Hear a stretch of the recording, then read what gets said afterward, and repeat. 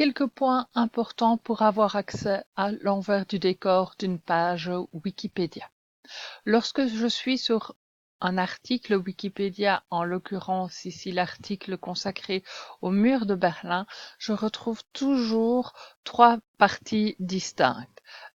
On a l'encadré grisé à gauche de l'article lui-même, et puis on a un volet au-dessus du titre de l'article avec plusieurs onglets.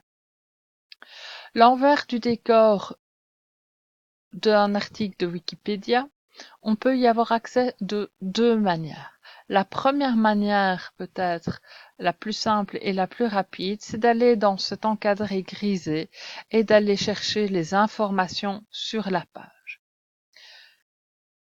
Ce lien existe pour toutes les pages de Wikipédia. Vous y avez accès du coup à une série d'informations et parmi ces informations, vous avez accès au créateur de la page, à la date de création, au dernier contributeur, à la date de la dernière contribution et vous voyez que tous ces liens sont cliquables.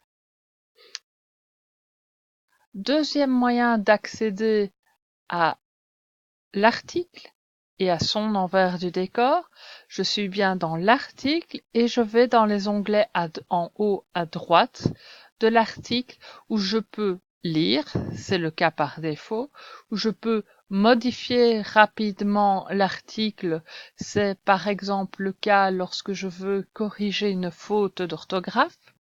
Je peux modifier le code, là ça fera appel à du codage, où je peux voir l'historique de l'article. Lorsque je clique sur voir l'historique, j'ai accès à une page où chaque puce noire correspond à une modification de l'article. J'ai également accès à une page auteur et statistiques concernant toujours l'article Le mur de Berlin. Je peux rechercher l'auteur d'un passage de l'article. Je peux avoir accès aux statistiques de consultation, aux contributeurs qui suivent cette page. Pour suivre une page, il suffit de cliquer sur l'étoile en haut à droite et cet article se mettra sur votre compte Wikipédia. Lorsque je clique sur Auteur et statistiques, j'arrive sur une page qui me permet d'avoir une série d'informations concernant les auteurs, les contributeurs de l'article Mur de Berlin. Ainsi, je peux connaître la date et le nom de la personne qui a fait la première page, qui est à l'origine de la page concernant le Mur de Berlin, les dernières éditions, ainsi que la personne qui a modifié en dernier lieu l'article, et vous voyez que tout est cliquable et je peux avoir donc accès aux informations que ces contributeurs ont données sur eux. Plus bas, j'aurai le top 10 des éditeurs, des contributeurs et le top 10 des personnes qui ont ajouté le plus de texte à cet article. Je peux plus bas avoir accès aussi à l'évolution de cet article en termes de contribution et de volume de contribution. Je reviens à la page de l'article et je vois qu'à côté d'article, j'ai un onglet discussion.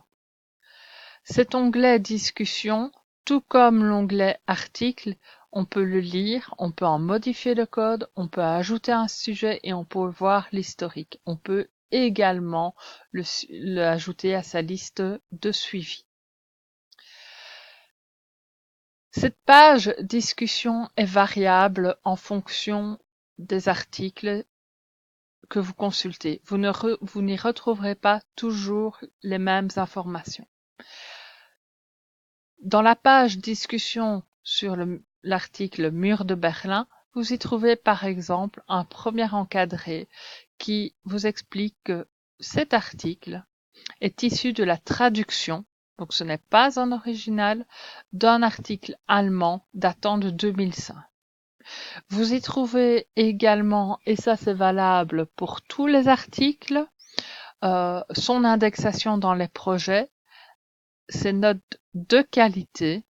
Vous y trouvez d'autres choses, ce sont les tâches suggérées pour cet article. Donc si vous voulez contribuer à l'article Mur de Berlin, vous pouvez faire la tâche qui a été indiquée ici. Ensuite, vous accédez à un sommaire. Ce sommaire n'existe pas pour toutes les pages de discussion. Les discussions concernant l'article Mur de Berlin sont abondantes.